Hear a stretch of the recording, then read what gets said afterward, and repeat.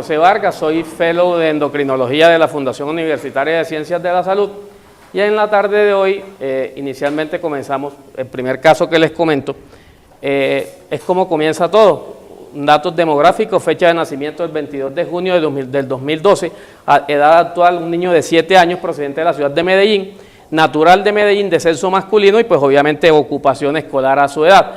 Es un paciente que desde muy temprana edad comienza con deformidad en miembros inferiores en relación a tibia en varo, además de eso baja talla. Fue llevado a cirugía de corrección quirúrgica, fisiodesis en ambas rodillas a la edad de 4 años y posteriormente retiro de material de osteosíntesis a los 5 años. En la revisión por sistemas en este niño, pues obviamente va a manifestarse dolor óseo y otra de las características es retardo en la marcha. Fue producto de un parto a término con un peso al nacer normal, 3.190, una talla de 51 centímetros y sin anormalidades importantes al examen físico. Como antecedente un hipotiroidismo congénito y desde el punto de vista familiar, una madre que tenía una estatura de 1,45 con un padre de 1,67, dándole una talla medio parental de 1,62. La antropometría, un peso de 17 a esa edad, con una talla de 101 y un Z-score en menos 3,2, y como podrán ver acá en la gráfica, pues todos los percentiles por debajo adecuados para la edad de él.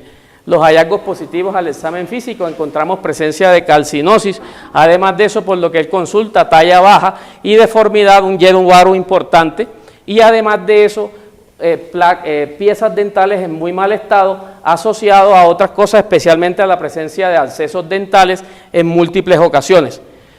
Dentro de los exámenes que tenía, como se los describo aquí, un fósforo que para la edad de él está bajo, un calcio en 10.5, una creatinina sérica en 0.48, unos niveles de vitamina D hidroxi en 19, fosfatasa alcalina en 445, una PTH en 12.3, un fósforo urinario en 2 y un calcio urinario aislado en 6.4. Fue llevado a, como le dije anteriormente, esta fue la intervención que se le hizo al niño y esto es posterior a la cirugía. Este es nuestro paciente que tenemos aquí.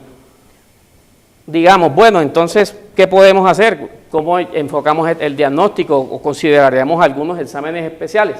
Esto es lo que pasa inicialmente en un niño, pero de aquí para adelante, ¿qué sigue? Entonces, muy posiblemente las personas que viven acá, no, pues yo no voy a ver niños, de pronto yo voy a ver son adultos. Cuando yo me vaya a otro sitio, muy seguramente no. Y por eso al principio de la charla les dije cómo comienza la enfermedad, porque también nos llegan pacientes que comenzaron por ese cuadro, pero después comienzan con manifestaciones más tardías. Una mujer de 34 años con una altura de 1.34 metros, con un historial médico que comienza muy similar a la edad del niño que les comenté anteriormente, con una baja estatura asociado con niveles de fosfato sérico bajos, recibió tratamiento con sales de fosfato y calcitriol hasta los 11 años y durante la infancia también fue caso parecido al niño, pues esta es una mujer mucho mayor, pero también fue sometida a varios procedimientos quirúrgicos, especialmente para corrección de deformidades relacionadas como un varo. Después de 20 años de edad, presentó 4 fracturas en las extremidades inferiores, fémur, bilateral, tibia y peroné, y requirió 6 intervenciones quirúrgicas, osteotomía, osteosíntesis y fijación externa, con un promedio de duración de las consolidaciones de esta fractura aproximadamente de 1 año y medio. La última cirugía de esta paciente fue en el junio de este año, que fue llevada a osteosíntesis de cadera derecha y además con múltiples complicaciones también relacionadas con pérdidas o ausencias dentales y la presencia de varias intervenciones a nivel de la cavidad oral por abscesos también a nivel de cavidad oral. Esta es nuestro paciente, actualmente mide 1,33 y las características clínicas que presenta ahorita es rigidez, debilidad muscular, dolor muscular generalizado a nivel óseo y de miembros inferiores que tiende a ser bastante severo. Esto es ya después de tantas intervenciones que le han hecho como ha quedado y aquí les muestro solamente para que tengan referencia los múltiples fracturas en miembros inferiores, más fracturas en miembros superiores que han sido corregidas con intervenciones quirúrgicas.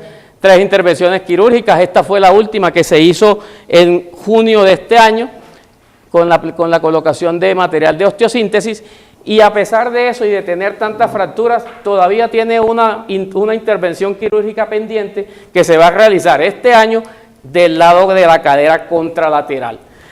Los exámenes de ella, un calcio que está en 8.9, una calciuria de 24 horas en 196, volumen de 1600, un fósforo en 1.7, fosfaturia en 965, y los demás exámenes podrían considerarse dentro de límites normales, pero los exámenes de seguimiento, al igual que el niño que les había comentado anteriormente, siempre se relacionan con niveles de fósforo bajos. Entonces, en este contexto de estos pacientes, de estos dos casos, uno desde infancia, otro actualmente en edad adulta, entonces nos encontramos en un paciente en un contexto con un fósforo bajo, con múltiples deformaciones dentales, y ahí es donde dice, bueno, entonces, ¿qué podríamos de pronto comenzar a buscar en este tipo de pacientes? Pues de pronto uno lo enfocaría como una talla baja verdadera, un Z menor de 2.5, que pues ahí no salen las medidas por segmentos, pero con la foto se ve que es asimétrica, y pues uno ahí pensaría, pues si no, o que no, pues yo creo que me oyen, ¿sí? O que fuera o una displasia esquelética o un problema del metabolismo óseo. Puntualmente pues uno pensaría por la deformidad que tiene que fuera un raquitismo, y ahí entraría pues en la otra parte. De pronto de lo que uno quisiera saber más es de pronto de la historia familiar y de las medidas antropométricas por segmentos, como para guiarse un poquito más. La historia familiar viene ahora. Sí. Pero bueno, desde el punto de vista, digamos que es eso, estamos viendo un paciente con bajos niveles de fósforo, y en relación al fósforo, pues vamos a comenzar a hablar de fósforo un poco. La importancia del fósforo radica en varios aspectos: el metabolismo energético celular, la síntesis de ácidos nucleicos, la señalización celular, al igual que la estructura celular, y la mineralización ósea. Desde el punto de vista del fósforo, se divide, los compartimientos o la forma como se distribuyen en el organismo, 86% se encuentra en huesos y dientes, la mayoría como formando cristales de hidroxiapatita, entre un 13.9 o casi un 14% del fósforo se encuentra formando parte de las membranas celulares, formando parte de los fosfolípidos que hacen parte de la membrana intercelular y acumulándose o funcionando como moléculas de alta energía de señalización, por ejemplo ADP y ATP, y una porción mínima menos de 0.03% se encuentra tanto en formas orgánicas, especialmente en fosfolípidos y ésteres y fosfatos, y en formas inorgánicas.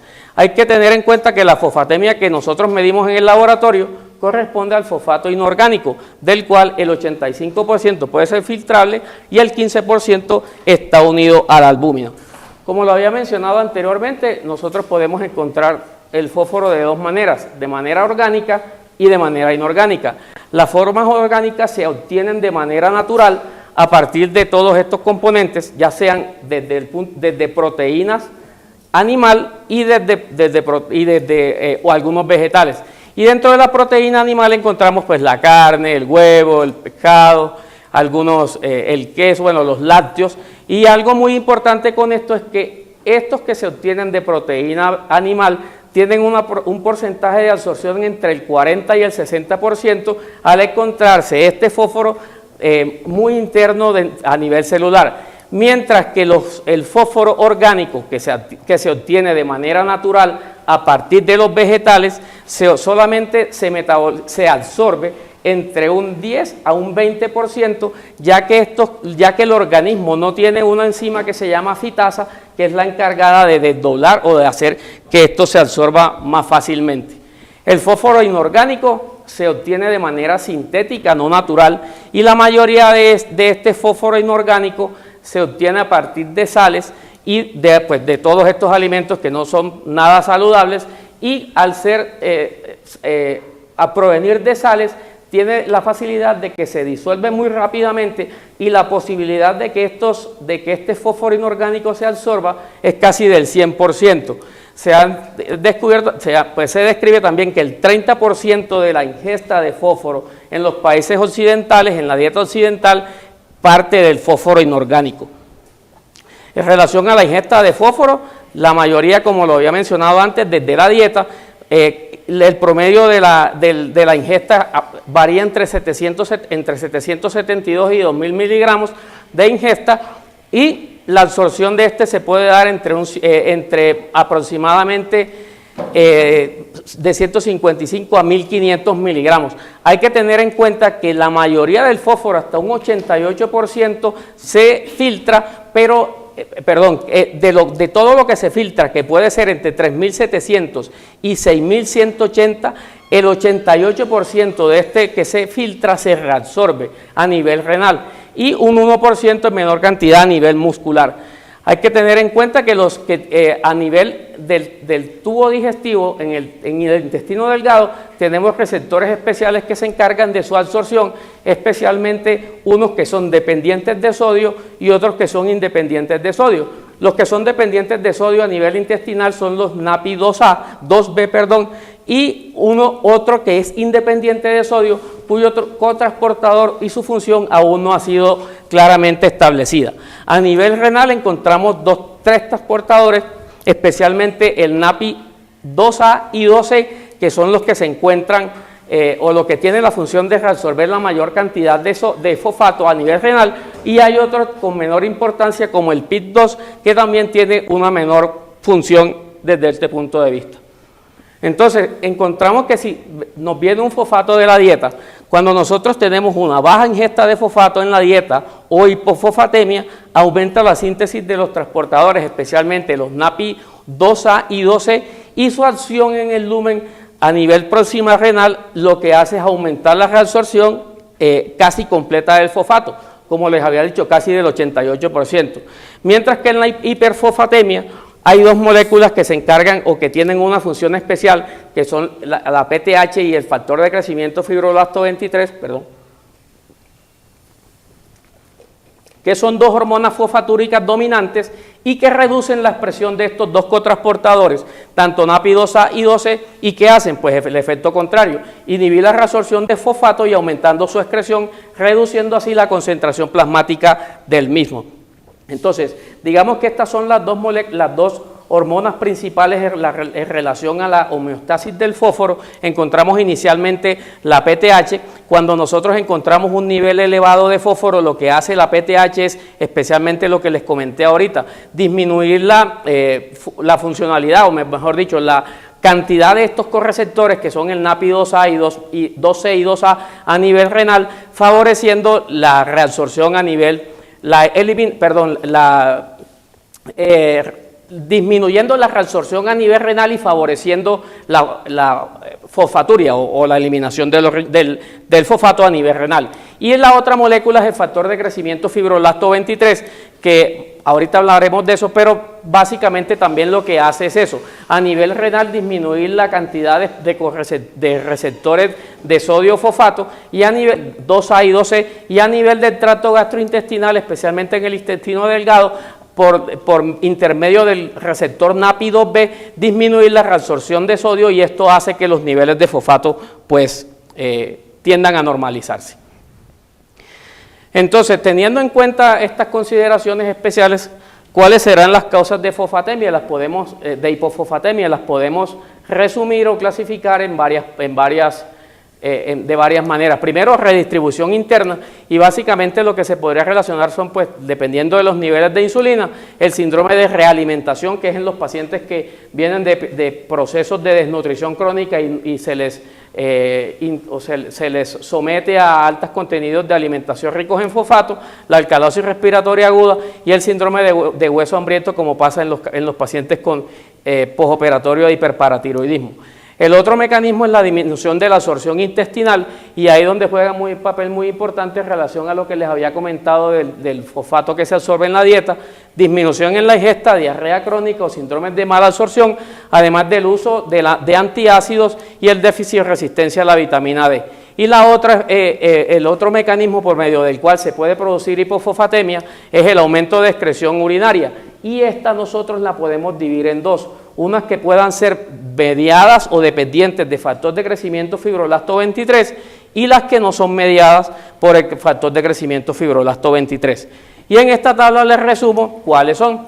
Las que no son mediadas por esto encontramos el hiperparatiroidismo, el raquitismo hipofosfatémico con hipercalciuria, especialmente relacionada con mutaciones en el correceptor NAPI2C y la acidosis tubular renal proximal.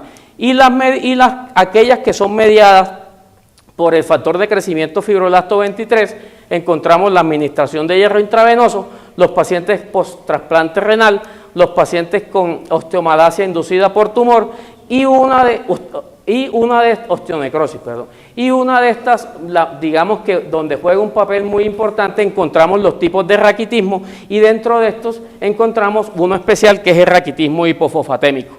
El impacto clínico del raquitismo pues es la principal causa enfermedad ósea pediátrica, es un problema de salud pública y el raquitismo nutricional pues también se ha relacionado con otras deficiencias nutricionales. Básicamente puede causar síntomas muy parecidos como los que se habían presentado con los dos pacientes, dolor crónico, mayor riesgo de fracturas, alteraciones para la marcha, baja talla y problemas dentales. Dentro de este tipo de raquitismo encontramos un raquitismo especial que es un raquitismo hipofosfatémico, que no es una enfermedad como tal, sino un grupo de enfermedades genéticas que se caracterizan por alteraciones en la absorción intestinal y renal de fosfato, raquitismo y osteomalacia, que muy poco responden a la administración de vitamina D. En otra hora o en épocas anteriores también se le denominaba como raquitismo vitamina D resistente. Y por lo general pueden cursar con retraso en el crecimiento, dolor óseo, deformidades esqueléticas, la prevalencia de esta entidad de 1 en 20.000 en la población general, y la manera como se adquiere esta enfermedad puede ser autosómica dominante, autosómica recesiva o dominante ligada al X. La edad de aparición de esta enfermedad es a cualquier edad, la mayoría desde la infancia, pero se puede presentar a cualquier edad. Y de esta, que es la enfermedad o el raquitismo hipofosfatémico ligado al X, vemos que la prevalencia también es de 1 en 20.000, 80% de raquitismos heredados y las manifestaciones con una penetrancia bastante alta. Los pacientes pueden comenzar a tener manifestaciones entre los 2 primeros años de vida y en realidad sí causar como hipofosfatemia. Y esto es muy importante, que era lo que nosotros encontramos en los dos pacientes, la presencia de enfermedad periodontal que se puede presentar entre un 61 y un 78%. ¿Cuál es la fisiopatología de esta entidad? Normalmente tenemos el gen FEX, que es el gen endopeptidasa regulador de fosfato. Este gen, cuando nosotros, como lo había mencionado antes, ingerimos cantidades de fosfato en la dieta, favorece que se produzca factor de crecimiento fibroblasto 23 a nivel del hueso, de los osteoblastos especialmente, pero esta molécula no anda sola, necesita su correceptor de FG23, pero esa unión de su correceptor con esta molécula es una unión débil. Para eso necesita un correceptor que se llama cloto, y este cloto a través de su brazo hace que esta molécula o que esta unión sea verdaderamente fuerte para que se produzca su función. Una vez esto pasa, lo que les había mencionado antes, estos receptores van hasta el riñón, que es donde tienen su función principal a nivel del riñón y de intestino delgado, su correceptor cloto con el receptor de factor de crecimiento fibroblasto, y lo que hacen es esto, disminución de los niveles de NAPI2A y NAPI2C, que son los correceptores a nivel de renales, y esto hace que se disminuya la reabsorción a nivel renal, produciendo fosfaturia. Y eso hace pues que se normalicen los niveles de fosfato.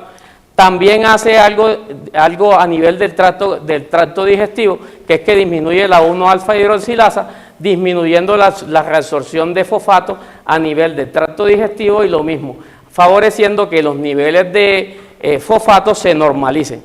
La estructura de este gen es una molécula que tiene 251 aminoácidos, y se ha visto y se ha descrito que el gen FEX, este de acá, tiene la facilidad de clivar esta molécula en la posición arginina-serina 179 y 180. ¿Para qué? Para inactivarla y pues que esto no se produzca una activación constante de esta molécula. Pero ¿qué pasa cuando hay mutaciones a nivel de esto? Lo que pasa es esto, que no hay un clivaje o se presenta un clivaje anormal del FS23 a nivel de la serina arginina 189, y lo que se produce es un aumento exagerado, o mejor dicho, persistencia de los niveles activos de FG23, favoreciendo disminución de los cotransportadores a nivel renal con una excreción incrementada de fósforo y a nivel del tracto digestivo, disminución de la alfa-hidroxilasa para disminuir, para producir una absorción baja de fósforo y esto pues lo que hace es que se produzca hipofosfatemia. Las manifestaciones clínicas de estos pacientes, pues esto es un paciente de 6 meses, craniosinostosis, tórax en quilla, ensanchamiento de los codos, ensanchamiento de las muñecas, piernas arqueadas, que es lo que encontramos en los 2 pacientes que les traía anteriormente, ensanchamiento de los tobillos, de las rodillas, deformidades pélvicas, costales, deformidades a nivel de la columna, y esto es lo principal, pues una de las manifestaciones es la talla baja. Esto en los niños. En los adultos, pues obviamente también no va a diferir, baja talla, desproporción entre el tronco y las piernas, deformidades en las extremidades inferiores, anormalidades craneales, rigidez, debilidad, pérdida de la audición, enfermedad dental, que es lo que hemos visto, entesopatía, osteoartritis y la presencia de fracturas por fragilidad. Encontramos que desde el punto de vista de hallazgos radiológicos, en los hombres el número de la cantidad de entesopatías y enfermedad dental les va mucho peor y sí, lo que se ha visto es eso, resistencia ósea conservada por el aumento del diámetro del hueso. Y de estos pacientes, los que les mencionaba, entre un 24 a un 64% requerirán corrección quirúrgica, que es lo que ha pasado con estos pacientes en los miembros inferiores. Otras alteraciones, otoesclerosis y 41% de presencia de abscesos dentales, 63% de presencia de enfermedad dental, entesopatías, osteoartritis, dolor articular, que es bastante frecuente y se puede presentar hasta en el 82% de los pacientes. Además de eso, gran cantidad de calcificaciones, como les mencionamos aquí en la flecha roja, calcificación del tersor de la fascia lata, calcificación de los ligamentos supraespinosos y las flechas azules, la presencia de pseudofracturas. Igualmente calcificaciones intracraneales, frontales, del ligamento nuncal, la presencia de ostofitos, sindesmofitos y el signo de la DAGA, que es la osificación del ligamento interespinoso. La evaluación diagnóstica de estos pacientes, pues obviamente no diferimos, la historia clínica es lo primero, es un paciente que nos llega con las características que les había comentado antes, el examen físico muy importante, deformidades en los miembros inferiores, los hallazgos radiológicos y las alteraciones en la bioquímica. Encontramos pues niveles de vitamina D25, pueden estar menores de 30, un calcio y un fósforo, pero especialmente el fósforo bajo, y niveles elevados de fosfatasa alcalina, incluso con una especificidad hasta del 97%. Entonces, los paraclínicos iniciales en este grupo de pacientes, calcio y fósforo sérico y urinario, ahora lo veremos por qué, pues la presencia PTH, la 25 vitamina D, fosfatasa alcalina, según los niveles de edad y género, y esta tabla pues se las traigo a colación para que la tengan en cuenta. Entonces, en niños pequeños, la calcio urinario sobre creatinina urinaria, esto es el valor normal, y el calcio en 24 horas para mayores de edad y fosfato en orina de 24 horas menor de 100. Entonces, esto es un cuadro muy importante porque los niveles de fósforo cambian dependiendo de la edad del paciente. Hasta los 14 años son diferentes. Después de los 16 años, que digamos que es lo que nosotros vemos en la edad adulta, es donde ya comienzan como a ser más estándares, pero no es lo mismo los niveles de fósforo, ni en hombres entre la edad de 1 a 4 años, ni en mujeres entre la edad pues, de 1 y 7 años. Entonces debemos tener muy claro y presente que los niveles de fósforo varían según la edad o según el grupo etario. ¿Cómo haríamos nosotros la evaluación inicial de un paciente con hipofosfatemia? Inicialmente, pues una historia clínica y un examen físico, que es lo que hemos venido hablando, la evaluación desde el laboratorio, y teniendo en cuenta pues las causas clínicas evidentes y enfermedades hereditarias conocidas. Se debe descartar hiperbilirrubinemia, hiperlipidemia e hiperglobulinemia, y entonces comenzamos a identificar, bueno, este paciente está perdiendo fosfato a nivel por el riñón, entonces para eso vamos a tener algunas fórmulas que ahorita se las explicaré, y dependiendo de esto, si este gradiente o esta tasa nos da, dependiendo si es de mayor 85% o menor del 85%. Si esta tasa de reabsorción tubular de fosfato nos da mayor del 85%, entonces no se olviden de la tabla que les expliqué al principio, redistribución interna y disminución en la absorción. Y si esta tasa nos da por encima de este valor, tenemos que comenzar a pensar definitivamente en que puede estar relacionado con factor de crecimiento fibroblasto 23. Y de este podemos encontrarlo normal o bajo. ¿En dónde podemos encontrar esto? Entonces, en pacientes con raquitismo hipofosfatémico hipercalciúrico o con hiperparatiroidismo, la presencia de acidosis tubular renal. Y no olvidemos que de los pacientes con redistribución interna y disminución en la absorción del mismo podemos encontrar las causas que ya les había mencionado: acidosis metabólica, glucosuria, hiperuricosuria, proteinuria. Al igual de eso, tener en cuenta los niveles de 1,25 hidroxivitamina D y niveles de PTH, hipercalcemia y compromiso de órganos. Si nos vamos para el otro lado, un paciente con factor de crecimiento fibroblasto elevado, entonces nos tocaría comenzar a pensar que sea algo adquirido, por ejemplo, la osteonecrosis inducida por tumor, o que definitivamente nos encontremos ante un caso de una alteración genética, pues con lo que había mencionado antes. Entonces encontramos esta fórmula, que es la reabsorción tubular de fosfato, que debe ser mayor del 85%, y lo que hice fue extrapolar los datos de la paciente del fósforo que tenía inicialmente a esta tabla, y nos da una tasa de reabsorción tubular de fosfato del 89%. Si ustedes observan, el valor normal es más del 85%, pero esta fórmula tiene un pequeño inconveniente, que en los pacientes que da tasa de filtrado glomerular bastante alta puede dar resultados erróneos. Entonces nos apoyamos en otra, que es la tasa de reabsorción tubular máxima ajustada con la tasa de filtrado glomerular, y lo que hice fue lo mismo, extrapolar los datos hacia acá, y nos da una reabsorción tubular máxima de fosfato de esta paciente en 1.51, teniendo como un corte mayor de 2. ¿Esto qué nos da? Definitivamente que esta paciente, bueno, puede tener una pérdida normal de fosfato urinario, y nosotros con la clínica, con estas fórmulas y pues con la sospecha clínica de los paraclínicos y los exámenes, podemos estar asumiendo que de pronto pueda irse por algo genético. Pero no va ahí. Digamos que lo más importante también es que tenemos otras ayudas diagnósticas. Y a esta paciente se le hizo un panel para raquitismo hipofosfatémico, donde efectivamente confirma el diagnóstico, al igual que el niño que les presenté, también tiene panel para raquitismo hipofosfatémico positivo.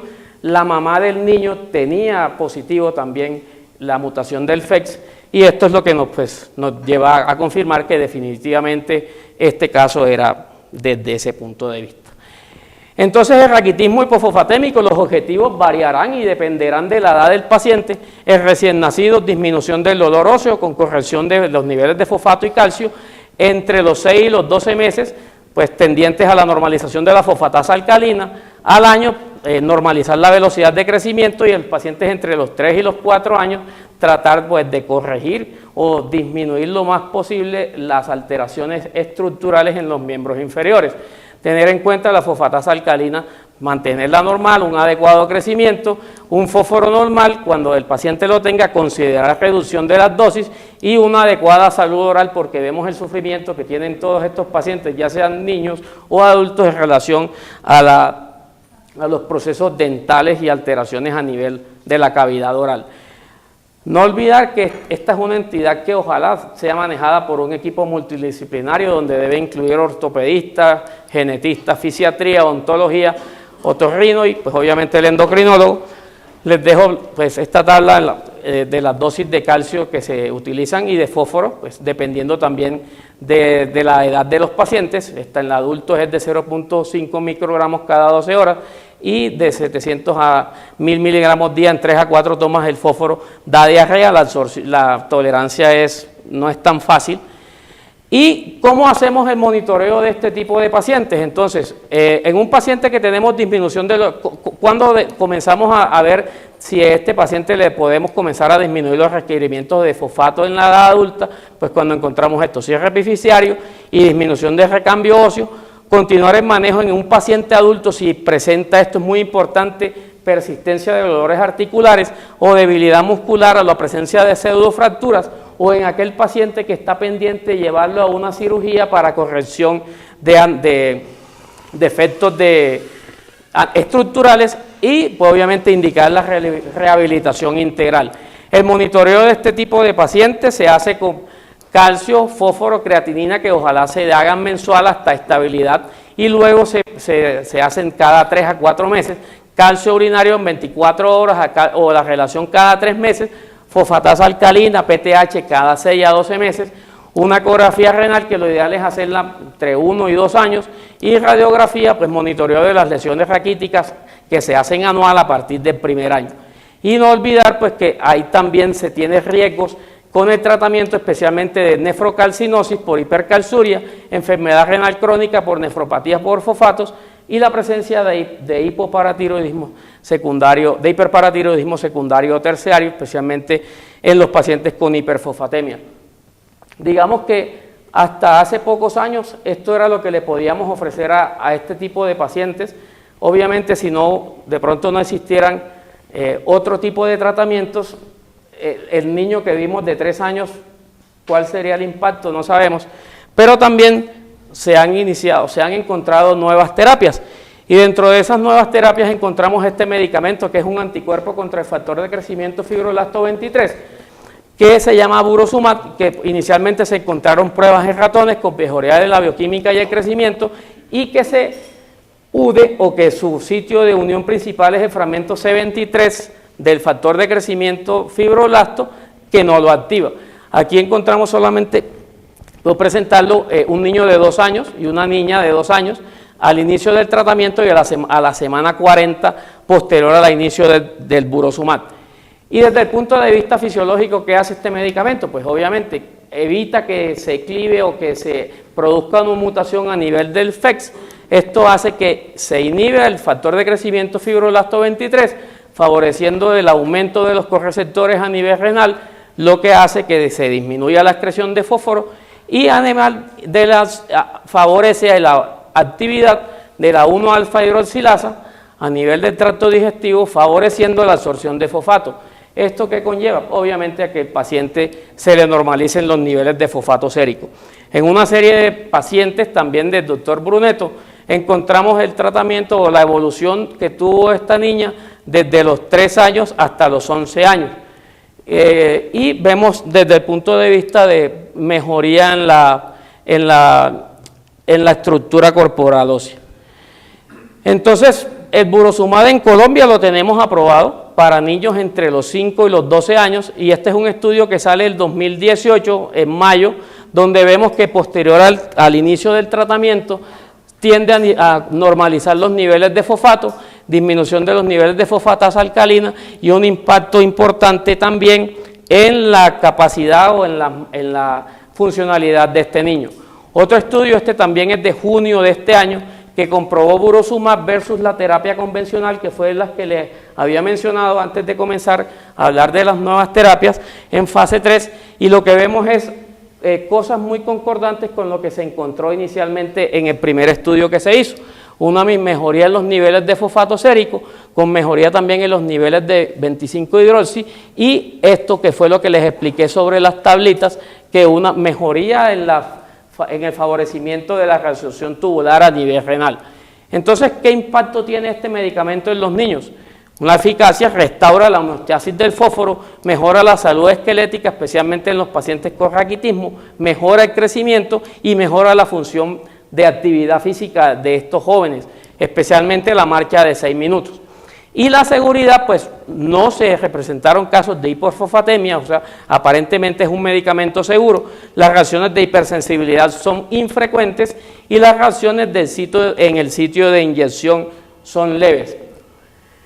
Cogemos a un niño y le comenzamos con Burosumab, pero entonces, ¿qué hacemos con los pacientes más adelante? Entonces ya me llegó un paciente más adulto, mayor, que le ofrezco.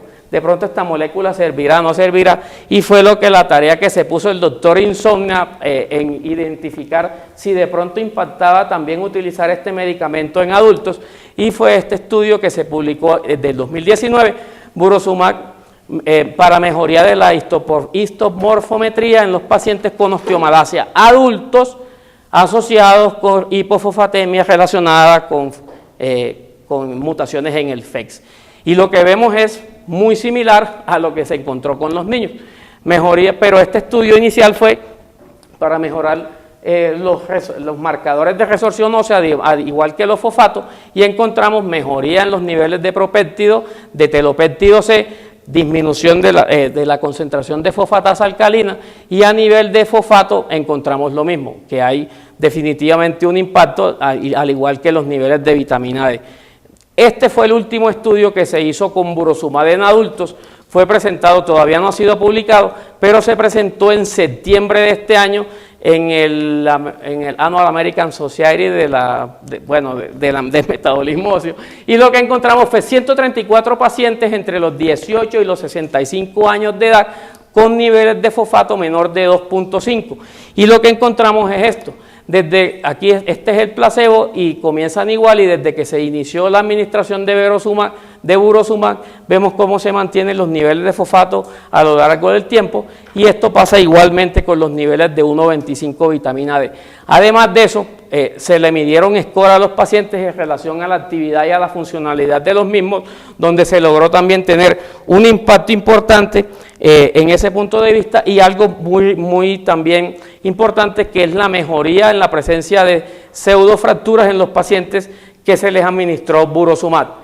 Entonces, el tratamiento en adultos en general, podríamos decir que la mejoría, ¿cuáles son los efectos? Pues mejoría del score de severidad de raquitismo, reversión de las deformidades óseas, disminución de la fosfatasa alcalina y fosfato, aumento de la velocidad de crecimiento, mejoría del Z-score para estatura, mejoría en la habilidad para caminar y disminución del dolor. Digamos que esto en general, especialmente en niños, pero en adultos comenzamos a ver que ya tiene indicaciones en Canadá para manejar este tipo de pacientes, dolor y discapacidad, o aquel paciente que está en espera de un requerimiento quirúrgico para cirugía de corrección de deformidades, al igual que aquel paciente que se ha fracturado, que tiene múltiples fracturas.